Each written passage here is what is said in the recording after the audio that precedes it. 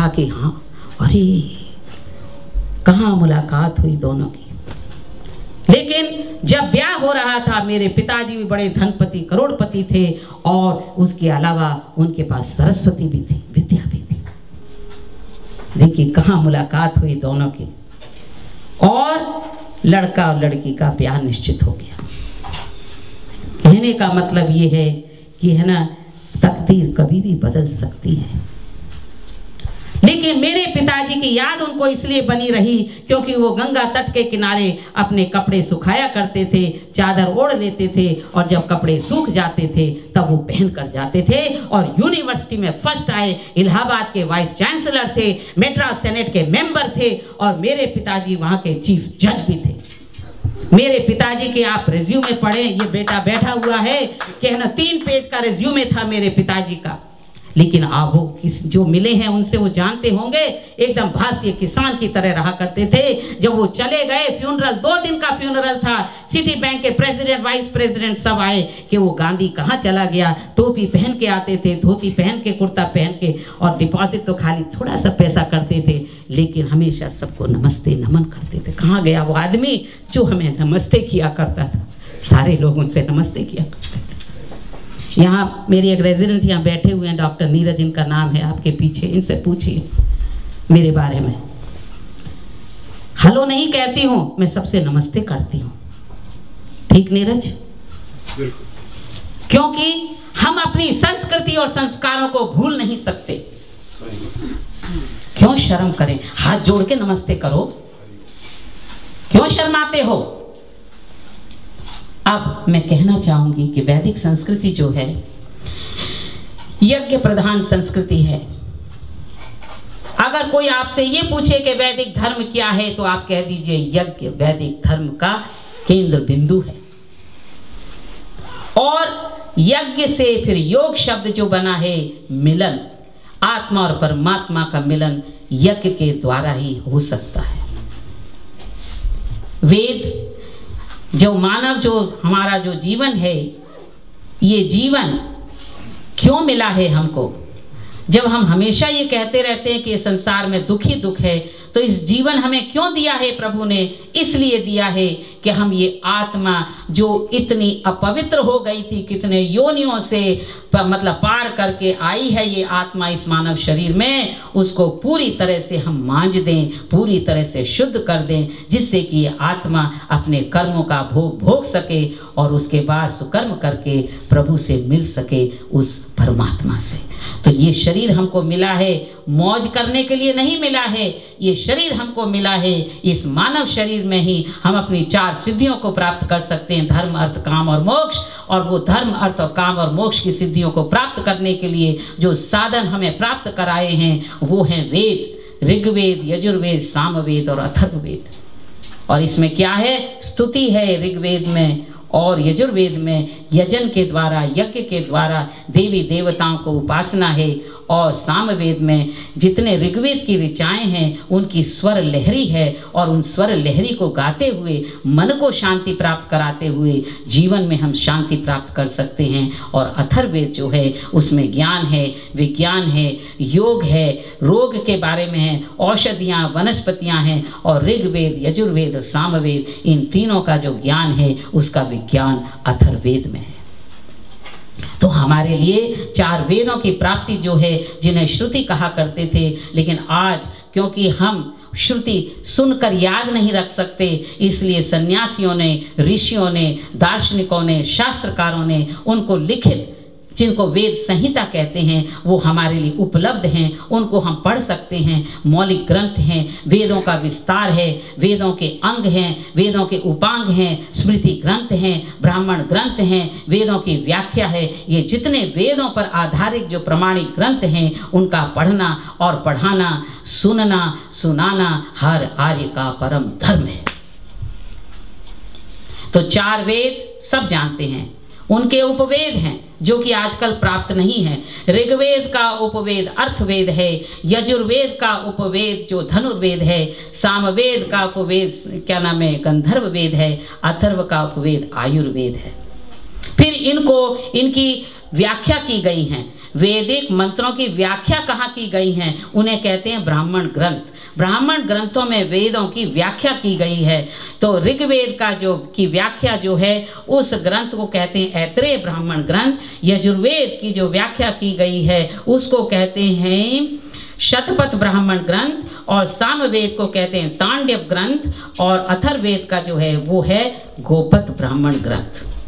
तो मैं आपको ये बताना चाहती हूँ कि वेद खाली वेद ही नहीं, ये उपवेद हैं। और उसके बाद मैंने वेदों की व्याख्या के बारे में आपको बताया है। और उसके बाद वेदों के अंग हैं, उसमें शिक्षा है, कल्प है, निरुक्त है, व्याकरण है, छंद है, ज्योतिष है, ये अंग हैं। फिर उनके उपांग हैं। वेदों के जो उपांग हैं वो दर्शन शास्त्र के रूप में पाए जाते हैं, जिसमें जैमिनी की मीमांसा है, कल्प का सांख्य योग है, पतंजलि के अष्टांग योग हैं, कणाद का वैश्विक ज्ञान है, गौतम का न्याय दर्शन है। तो आप समझते होंगे, मैं समझती थी अरे अध्यात्म जो है क्या है, ओम नमः शिवाय कर दिया, हरे कृष्णा हरे रामा कर दिया, जो कि आजकल मंदिरों में देख रहे हैं। जब मैंने पढ़ना शुरू किया मैंने कहा हे प्रभु आनंददाता ज्ञान हमको दीजिए। मैंने कहा मेडिसिन तो बहुत आसान था, लेकिन अध्यात्म जो है बहुत कठिन है। मैं एक एक मंत्र को पढ़ती हूँ क्योंकि मुझे संस्कृत नहीं आती है, इसलिए एक तरफ मेरे पास वो शब्दकोश होता है और एक तरफ वेद होते हैं और एक तरफ उपनिषद होता है। तो मैंने अपने आप जो सेल्फ स्टडी जिसको कहते हैं अमेरिका में रहकर की, लेकिन अभी तो मैं 0.00001% भी नहीं हूँ। कहने का मतलब ये है उसमें गोते लगाने जब मैंने शुरू कर दिए, अब मुझे कोई नहीं रोक सकता है, क्योंकि उसमें आनंद ही आनंद है। आनंद का अर्थ होता है नितांत सुख, क्योंकि उसके लिए मुझे बाजार जाने की जरूरत नहीं है, क्योंकि आप जो सुख भोगते हैं उसके लिए आप बाजार से खरीदते हैं, लेकिन इस सुख के लिए जो नितांत सुख है उसके लिए आपको पैसे खर्च करने की जरूरत नहीं है।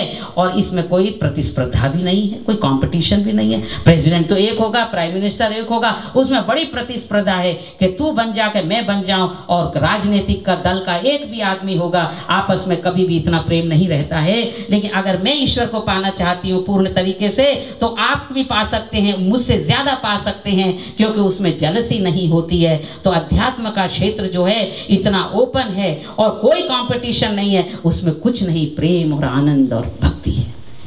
क्योंकि प्रेम जहां तक कि शरीर है, जब शरीर और शरीर से मिलता है उसे वासना कहते हैं, जब मन मन से मिलता है उसे कामना कहते हैं, और जब आत्मा आत्मा से मिलता है उसे प्रेम कहते हैं, जब आत्मा परमात्मा से मिलता है उसे भक्ति कहते हैं। तो है क्या? प्रेम में स्वीकृति है, प्रेम में शिकायत और शिकावत नहीं है। जब आप किसी इंसान से, पति पत्नी से क्यों प्रेम करता है, पत्नी पति से क्यों प्रेम करती है? क्योंकि पति पति रहना चाहता है, पत्नी पत्नी रहना चाहती है। उसमें कामना है, उसमें कुछ है कंडीशन, तू ये कर मैं ये करूं, और तू मैं चलती ही रहती है। लेकिन भगवान के संग वो सब नहीं चलता है। इसलिए एकांत में रह के देखो तो सही। एकाकी मैंने एक कविता लिखी है, अभी तो नहीं सुनाऊंगी, समय नहीं है। वो कविता मैंने पढ़ी जहां पर इतने बड़े बड़े धुरंधर वहां पे आए हुए थे और सबके आंखों में आंसू थे, गदगद हो गए। मैंने कहा क्यों? क्योंकि मैंने लिखा कि मेरा एकांत जीवन शुरू हो गया जब मेरे माता पिता चले गए, क्योंकि उनसे मेरा आत्मा का संबंध था। न पति से होता है, बच्चे से होता है, लेकिन कुछ हद तक होता है, उसके बाद हमें उन्हें स्वतंत्र छोड़ देना पड़ता है। तो असली में जो आनंद है वो एकाकी में होता है। तो एकता के बारे में मैं आपको कुछ बताना चाहूंगी आज, क्योंकि ये शब्द मेरे मुंह से निकला है कि एकता को मैं एक एग्जाम्पल दे के आपको बताना चाहूंगी कि सर्व विश्व में, भूमंडल में, सौर मंडल में, लोक लोकांतरों में, सब में एक ही परमात्मा है। मनुष्य किसी भी मत का हो, किसी भी पंथ का हो, किसी संप्रदाय का हो, किसी मजहब का हो, लेकिन सारे मनुष्य जो इनको बिलोंग करते हैं सबका एक ही ईश्वर है। वैदिक ऋचा इसको कंफर्म करती है। ऋग्वेद का पहला मंडल 164वां सूक्त और 46वां मंत्र है। क्या कहता है सुनिए कि ईश्वर एक है। ओम इंद्रः मित्रं वरुण मायाग्नि महारुथो दिव्यमानो यः सुपूर्णो गुरुत्मानम्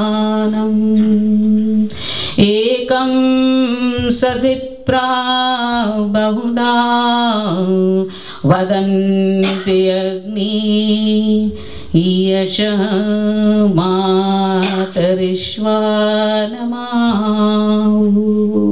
कहते हैं कि ईश्वर एक ही है। और कैसे? उसको, उसका नाम एक है, उसे ओम नाम से पुकारा जाता है। उसके 3 मुख्य कार्य हैं। तो उसका मुख्य नाम ओम है, उसके कार्य 3 हैं मुख्य, लेकिन उसके अनगिनत गुण होने की वजह से उसके कार्य भी अनगिनत हैं, और इस वजह से उसको हम अनेक नामों से पुकारते हैं। उसको इंद्र कह लो, इंद्रियों का स्वामी है। उसे यम कह लो, नियम में रखने वाला है। उसे वरुण कह लो, वर्षा कराने वाला है। उसे अग्नि कह लो, क्योंकि आग्नेय तत्वों के सामर्थ्य से वो हमें ओज शक्ति देता है। उसे आप मातरिश्वा कह लो। अनेक नामों से उसको पुकारा जाता है, लेकिन एक ही ईश्वर है। उसे अल्लाह कह लो, उसे खुदा कह लीजिए, उसे गॉड कह लीजिए, परमेश्वर कह लीजिए, भगवान कह लीजिए। लेकिन जिस तरह से कि एक परिवार में जो व्यक्ति पालन करता है उसे पिता कहते हैं, और वो पिता जब पत्नी के संग है तो पति हो जाता है, अपने पिता के संग है तो पुत्र हो जाता है। किसी का मामा है, किसी का ताऊ है, किसी का फूफा है। इस तरह से, क्योंकि उसके अलग अलग जो उसके नाम दिए जाते हैं, क्योंकि उस समय उसका व्यवहार भी अलग अलग होता है। उसी तरह से प्रभु जो है हमारी माँ है, पोषण करती है, हमारा पालन करता है, हमारा पिता है, सहोदर है, हमारा मित्र है, न्यायाधीश है, दयालु है, सर्वाधार है, सर्वशक्तिमान है, सर्वव्यापक है, शुक्र है, मंगल है।